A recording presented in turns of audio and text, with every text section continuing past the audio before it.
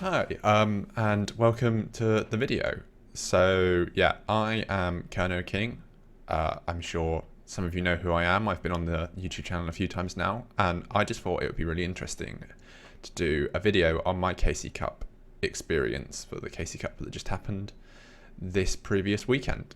My inspiration for this video comes from a stream that I've just done recently with Luke Tyler, another well-known Duel Links player, and we just had a discussion generally about our basic experiences in the KC Cup. We both sort of went in with grand intentions of doing quite well, didn't quite work out, and I think that you hear so much about this people that have been successful over the KC Cup. I think it'd be interesting to hear someone that has been successful, but this time, it didn't quite work out.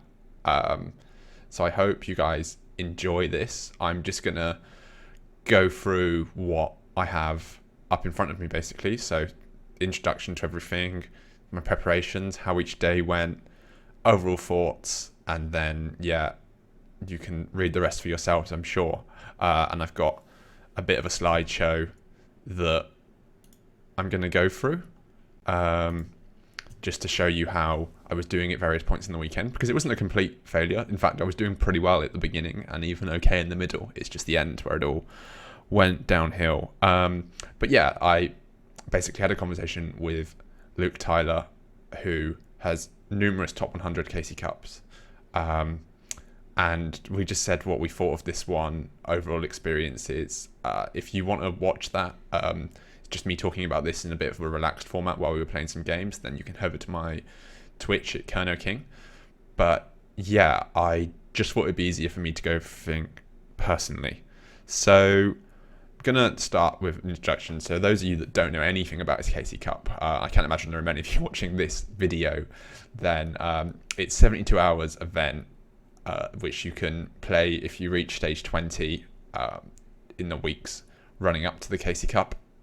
It's not that hard to do. No disrespect to anyone that's struggling doing it. Like, it can be hard if you're a new player to the game, but for seasoned veterans such as myself, it's not very hard to qualify for these. And basically, the winner gets an invite to Worlds, and no one else really wins that much. That might be unfair on Konami, but there's prizes are more like glossy tickets of cards that most people already own copies of. You don't really win any gems or anything for it, for competing, but everyone wants, I suppose, the clout and the chance to go to Worlds. So that's that. Just one more thing, there is lots of controversy around this KC Cup, around alleged foul play. The point of this video is not to get into that at all. I thought I had to mention it because else lots of the comments would be like, why wasn't this brought up? But I think as a player, it's not my place to talk about it. We have to see what happens and then we can go from there. So I'm not going to refer to any foul play from here on in. So yeah, I'm just going to get into preparation for these sort of events. So obviously 72 hours of play takes, or a 72-hour event takes a long time to prepare for. You have to work out the meta, the format, and what you think is going to do best and plan that out. So I had a bit of experience doing this. I've entered a few of these before, and I think I've come in the top 100 a couple times before. So yeah, I think you just have to work out what deck you're most comfortable playing. It's not necessarily the best deck, but you're going to do better with a deck you're more comfortable playing than just playing the best deck, because obviously everyone plays the best deck, or lots of people do. So you have to have an edge to do well at this sort of thing. So I historically used Ritual Beast in this type of event, and I've done pretty well with it. And if any of you saw recently on the DLE channel, I had a Ritual Beast video and why I thought Ritual Beast would do well in this KC Cup. I'm quite happy to say that they did do well. For people that used them, I know one person that used them got top 10 global, and there was at least one more person that got in the top 100. So well done for everyone that used that and performed. But I decided I didn't want to play Ritual Beast this time because I've played them so many times before. I wasn't sure on their consistency. I did think they had a slight consistency issue, and I wanted to try something different. And I've been playing a lot of this. It's called Ghost Meets Girl Shiranui. I'll do a separate video on sort of explaining the deck. But basically, I thought it was in a really good, strong position going into this event. And yeah, some people definitely used it to great success. And I had a strong amount of success for it for a long time. And when I started to do worse is when I stopped using it. So I do think my conclusion is that it's still overall a strong deck. You have to work out the build beforehand as well. As you can see at the top on the title, my deck is called Ghost Meets Girl Shira version 4. So there were a version 1, 2, and 3 versions, I should say. So that shows a little bit of an insight into the sort of testing that goes on. You do have to go through and test quite extensively and work out what you're most comfortable with. For example, I was playing a card called Chain Disappearance in previous versions, but I decided that I wanted to drop the card count to as low as possible to keep consistent over a large number of games. And that is how I came down with a 22 build. Now, some people would go even further and say, why not play, if you want consistency, play the minimum build, play 20 cards. I think it's a really hard deck for space. This isn't quite the same as TCG, where 40 cards is a lot of cards and you always have to play bad cards. With 20 cards, it's really hard to fit an engine and you need some text. So 22 was sort of the happy medium, the lowest I could play. I felt like I needed... I couldn't decide which one of Ballista or CC I was more comfortable with. It really depended in the situation. So I thought 1-on-1 was the best happy medium I could get. And yeah, I just tested this a little bit. I tested this on stream in part. I tested it solo as well, and it worked out well. For those of you that watch me on stream and watch me play actually horribly with this deck, I promise you I'm slightly better in a competitive scenario than I was on my stream. That's just because it's very hard to stream and play at the same time. I like to think that my level goes up just a tiny bit when I'm playing competitively. So yeah, that is that. So as I said, I tested this pretty extensively in the 2 weeks beforehand, had some time off work a little bit ago where I began my testing as well. So came in ready for the event, and yeah, 72-hour event. It starts 5 o'clock at my time. But I had work, unfortunately. Well, not unfortunately, just a thing that you have to do in life, isn't it? Work. But I had work on the Friday. So I worked from 9 until 4 on the Friday. And that meant that to start the event, I woke up at 5 and just played for 4 straight hours and then picked up again when I left off. So yeah, going into day 1 fully. Day 1 was my best day, and as you can see, I have left a rating of 9 out of 10 there because day 1 went near perfect. Day 1, I played Ghost Meets Girl Shiranui basically exclusively, and I had some pretty decent results. You can see the first screenshot that I've got up there is me after what is my best ever win streak in any format, which is 15 in a row. I won 15 in a row with this deck, which shows you when it has a decent level of consistency. You know, to win 15 games in a row, you have to be a pretty strong deck, and it worked really well. I was really happy with it, and yeah, you can see there 60% win rate, 15 in a row, and that put me up to 36,000, and it's quite significant. You can see the plus 1,782 points there. You must be thinking, how on earth are points divvied out at an event like this? It's roughly 1,000 for a win, 1,000 for a loss, but then if you're beating players ranked higher than you, you're getting a bit more, and if you're losing, you're getting a bit less. So I'm pretty sure that I was beating someone in the top 2 or 3 at the time for my 15th win. So that was good. But yeah, as the day carried on, I'm going to move to screenshot 2. I basically just couldn't stop winning, and it was going really well, and I was starting to get really excited about where I would finish in the tournament. You know, it's obviously brings your rep up quite a lot, finishing in the high place, and at the time, even finishing first wasn't out of the question because I was in such a strong position. I was consistently winning games and not really running into any big troubles. I felt like I had the meta under wraps, and Ghost Meets Girl Shiranui was performing well. Lots of regular Shiranui mirrors, which this deck has a favourable matchup against. It beats the control version. And, you know, I was losing to some Dragoonity sacks and some Karakuri sacks, but those decks weren't at the time that popular. At least I wasn't running into them that much. And even when I was still beating them, because this deck has the potential to beat anything. It's a similar version to this deck has won a KC Cup before, so that shows you sort of the gravity of a deck like this.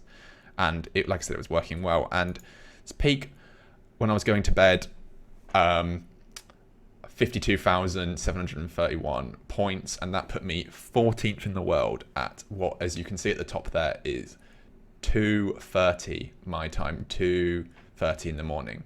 Now, I'm going to touch on this a lot, but yes, I did stay up until 2:30 playing games. I finished it, like I said, I worked from 5 to 9 at this, and then I went to work for the day, and then as soon as I finished work, back on this, playing pretty consistently throughout the day.